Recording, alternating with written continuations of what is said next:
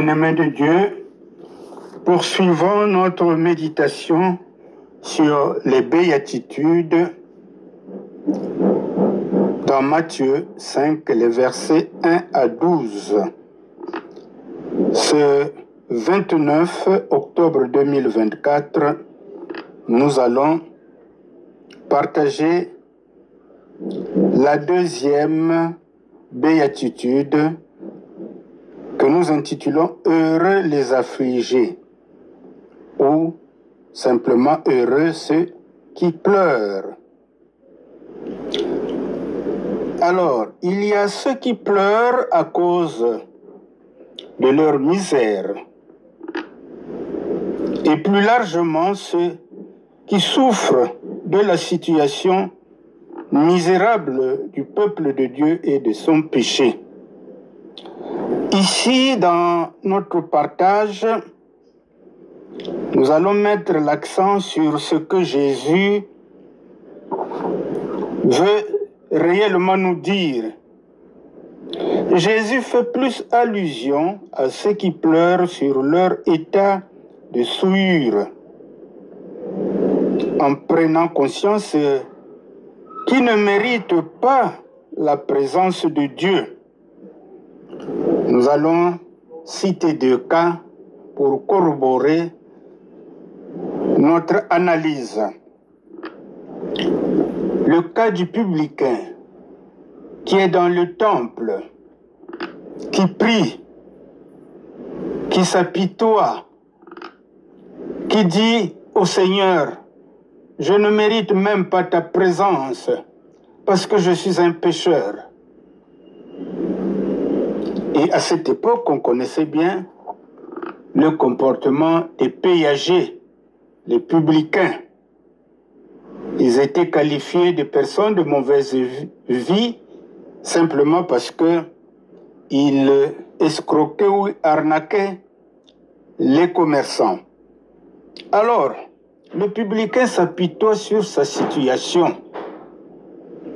Eh bien, heureux est-il à ce moment-là parce que chaque fois qu'il y a un pécheur qui se répand, eh bien, il y a une grande joie dans le ciel, nous dit Luc 15, verset 7. Nous savons qu'à côté, il y avait le pharisien qui vantait ce qu'il est ou ce qu'il faisait. Il payait régulièrement sa dîme, même sur des produits qui n'étaient pas listés par la loi de Moïse. Eh bien, il est à longueur de journée, il était en prière en public, dans les lieux publics, et il étalait tout ce qu'il faisait pour lui qui peut-être faisait plaisir à Dieu. Mais il ignorait que Dieu n'est pas aveugle, que Dieu sait apprécier à juste valeur notre comportement. Alors, deuxième exemple, nous allons prendre le cas de David.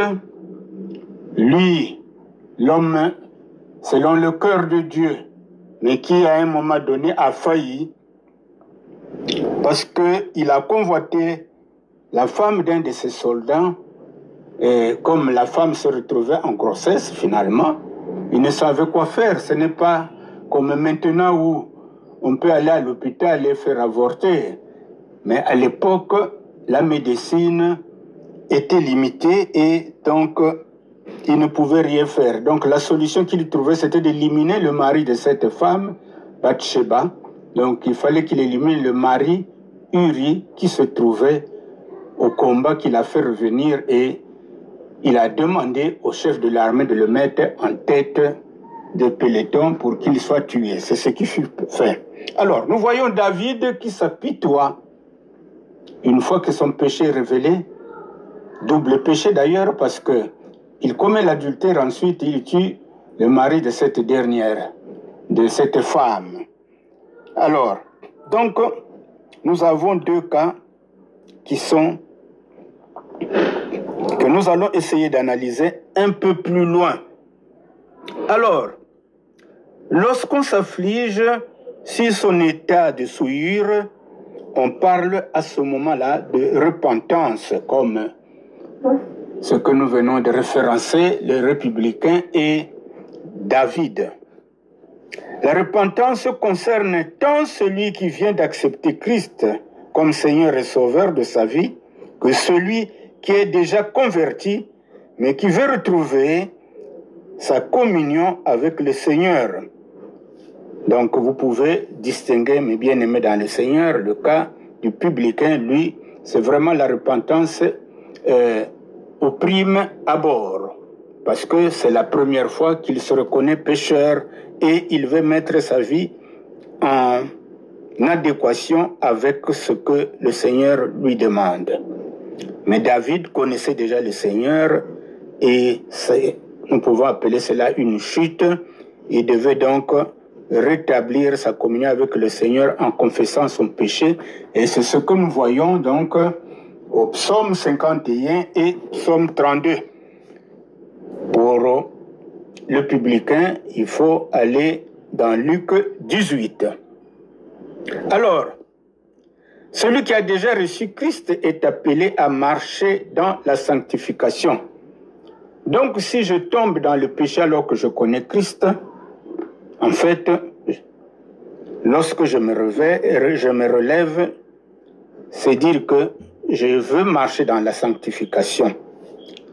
Celui qui peut s'affliger sur son état de souillure doit aussi être capable de s'affliger en voyant les ravages du péché dans le monde, mais aussi le rejet de Jésus-Christ et de son autorité. Donc nous avons 3 niveaux d'affliction en ce qui concerne notre état d'homme pécheur. La première fois quand nous venons de rencontrer Christ, nous nous apitoyons sur notre état de pécheur, ce qu'on appelle la repentance, pour aller vers la conversion, c'est-à-dire à changer de vie pour marcher sur les pas de Christ. Le deuxième niveau, ou le deuxième état, c'est celui qui connaît Christ mais qui tombe, qui commet un péché et qui cherche à se relever pour renouer sa communion avec le Seigneur.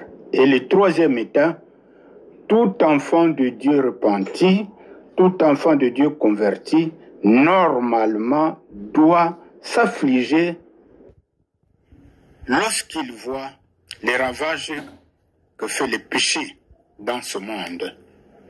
Mais aussi, il doit s'affliger pour le rejet que bien de gens font de Jésus et de son autorité. Quand les gens refusent Jésus, eh bien, nous avons intérêt à nous apitoyer. Et à ce moment, qu'est-ce que nous avons à faire? C'est de prier, d'intercéder pour que le Seigneur touche ces personnes. Mais bien aimés dans le Seigneur, nous avons essayé de toucher quelques pistes de méditation. À vous d'approfondir donc ce texte pour que vous puissiez avoir davantage d'éléments qui vous aident à comprendre la notion d'affliction. Et ceux qui sont affligés à cause de leur état de souillure, qui cherchent à rétablir la communion avec le Seigneur, eh bien, le Seigneur les agrée. Ils méritent d'entrer dans le royaume des cieux. Merci mes bien-aimés pour cette deuxième séquence sur les béatitudes. Que le Seigneur vous bénisse. À demain.